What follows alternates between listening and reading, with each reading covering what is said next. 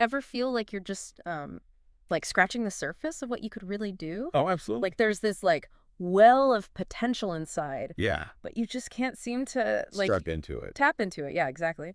Well, get ready to get fired up because Yeah. today we are diving deep, deep, deep into the world of David Goggins. Absolutely. And his book, Can't Hurt Me, Yes. to figure out just how to unlock that potential. Yeah, and we're not talking about another one of those like self-help books, Yeah. with those vague little platitudes. And Right. Goggins' story, it's raw, it's gritty, and it's got so many practical strategies for just overcoming obstacles. And, we're talking internal and external here. Goggins, okay, so no sugarcoating here, right? This is a guy who went from a childhood of like poverty and abuse to becoming a Navy SEAL ultramarathon runner. I mean, just reading his bio makes me feel tired. Right. So like, where do we even begin with a life like that? Well, I think it's important to really get that Goggins' achievements, they weren't like some magical transformation, Right. They were forged in the fire of his upbringing, which was so tough. I mean, imagine growing up constantly afraid, seeing domestic violence. That was just like Goggins' reality. And he talks about his childhood home on Paradise Road, and he calls it hell. And honestly, like listening to him talk about his dad, it's not hard to see why. Right. It wasn't just physical abuse, though. Right. Goggins talks about like this psychological manipulation and control, Yeah. He even has this story about his dad coming at him with a gun when he was 8. Oh, my God. 8 years old. Yeah. That's just chilling. It's a chilling example of the kind of trauma that just leaves those invisible scars. Right. And it's something we have to acknowledge because it just shaped his entire worldview. Yeah. It created this like underlying sense of insecurity, this like, I'm not good enough kind of feeling. It's so true. And think about it. Yeah. How often do our own like limiting beliefs, they stem from these early experiences, even if they weren't as like extreme as what Goggins went through. Totally. It's like those early experiences, they become these stories we tell ourselves, even when they might not even be true anymore. Exactly. And for Goggins, that was like that story of fear, self-doubt, feeling trapped. Totally. But here's the thing. What's that? He doesn't shy away from that. He owns it. Yeah, he owns it. Oh, he owns it. He says, and this is a quote, "The mind is a powerful tool when you control it, but it can also be your greatest enemy when you don't." It's true. Right. That is so powerful. And that's the thing. Goggins isn't about like erasing the past, Right. It's about learning how to take those experiences and use them as fuel. Yeah. Like he basically took the script and he flipped it. He flipped the script, yeah. Yep. So instead of being like defined by his past, he used it to prove something to himself. Exactly. Right. To break free. Yeah. And that's where his journey really starts to get interesting. Because despite all of this, he graduates high school, enlists in the Air Force. It's amazing. Which, like, you think, okay, things are turning around. He seems like it, right. But it's not that simple, is it? No. He struggles. He makes mistakes. He even, like, battles obesity and depression. Really? Yeah. And I think it's just a good reminder that even someone like Goggins, who is like the definition of resilience, still faces challenges. Of course. We all do. Yeah, he's human. Exactly. So it's like, even for him, the path to self-discovery was full of wrong turns and detours. Totally. Right. Yeah. So how does he go from, like, this point, overweight, battling these inner demons, to even considering the SEALs? Well, there's this moment he talks about, he's watching a documentary about Navy SEAL training. Okay. And he's just captivated by these guys, pushing themselves to the absolute limit. Wow. Enduring unimaginable pain. Right. And it's like a spark ignites in him. Really? Yeah. So it's like a light bulb moment? It is. He sees these guys and he's like, if they can do it, maybe I can. Maybe I can too. Yeah. He even says, I saw it as a rescue mission, Wow. Like he finally saw a way out, however difficult it might be, to escape that story he'd been telling himself for so long. Right. And it's in that moment that he decides, I'm going to reinvent myself. Wow. This is it. Wow. Yeah. So he has this like epiphany, this vision of becoming a SEAL. Yeah.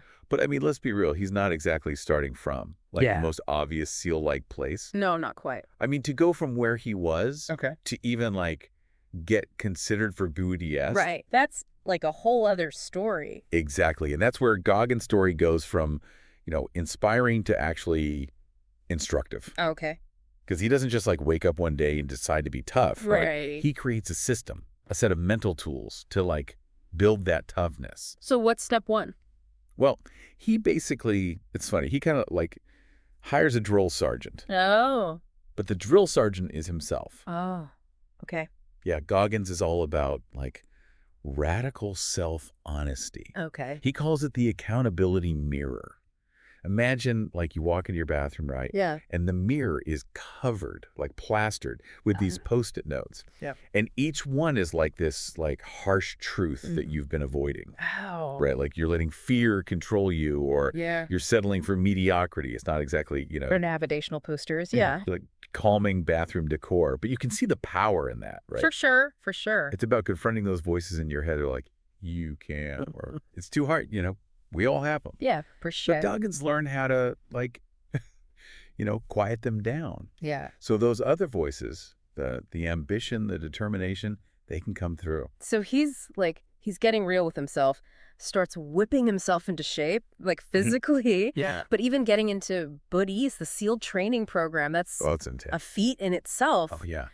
And he's told he's too heavy, Yeah. gets rejected multiple times. He did. And this is where that self-belief kicks in. Absolutely. Most people, they would have given up. Oh, for sure. They would have seen that as a sign like, okay, I'm not cut out for this. This is not for me. This is not for me. But Goggins, no, he saw it as another obstacle. Exactly. Another thing to overcome. He's like, how do I get past this? And he finds a recruiter who's willing to give him a shot. Right.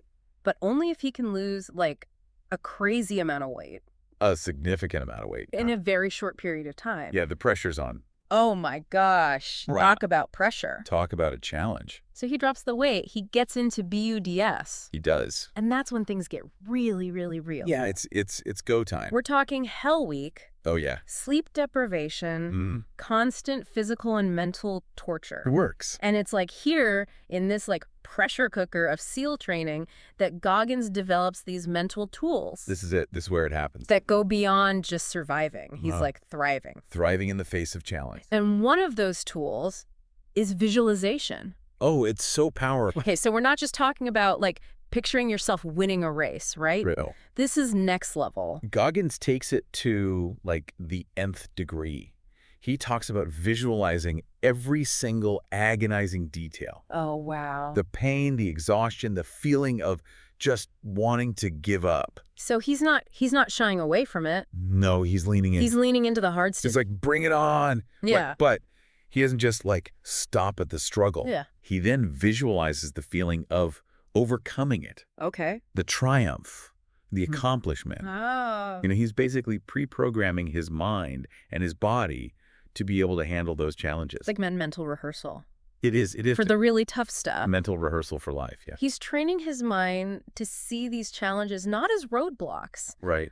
but like as stepping stones. Yes. And it's not just visualization. No. He has this other tool. It's called the cookie jar. Yes. And this, I gotta say, this sounds way more appealing than anything to do with BUDS training. It's not about actual cookies, unfortunately. Okay. Goggins' cookie jar is where he stores memories of his past suffering. Wait.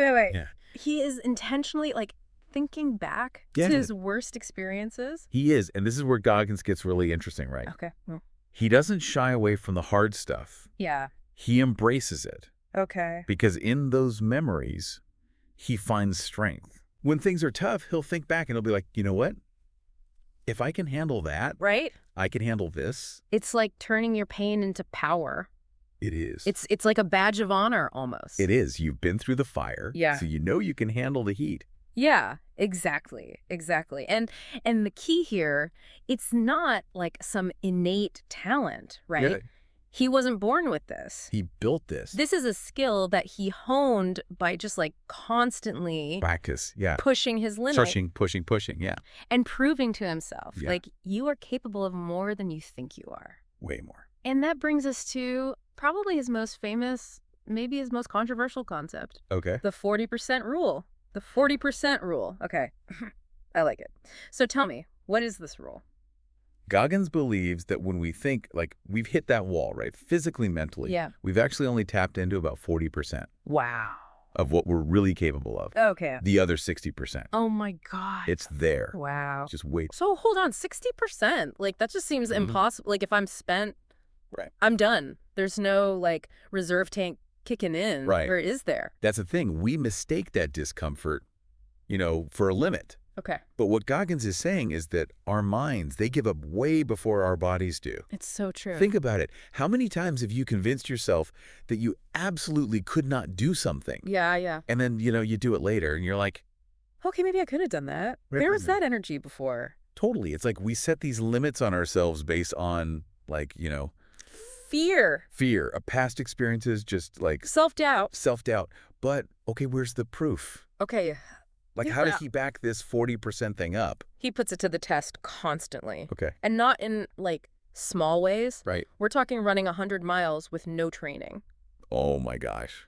That's insane. Completing, like, multiple Ironman triathlons back to back. Oh, my God. Finishing a 24-hour ultramarathon with broken bones. What? Okay, this is a level of, like, Peace level. hardcore, like, superhuman that I don't think I'll ever Yeah. experience. But I'm guessing the point is not that we all need to become, like, ultra athletes, right? Yeah. So how do we apply this, like, 40% rule Yeah. to, To real life. to real life? Yeah, it starts with shifting your mindset. Instead of asking yourself, can I do this? Okay. Ask yourself, Yeah. how much more can I give? Wow.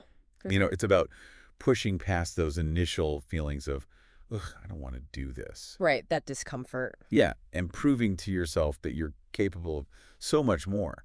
So it's like, instead of hitting that wall and being like, oh, that's it, I give up. Right. It's like, how do I That's on the other side. get to the other side of the... Yeah, exactly. Yeah, it's about building resilience. Oh, That yeah. ability to just, like, push through those challenges. So to bring this back around to the listener, what would you say are the, like, key takeaways Okay. from Goggins' approach? I think, number one, embrace the discomfort. Okay.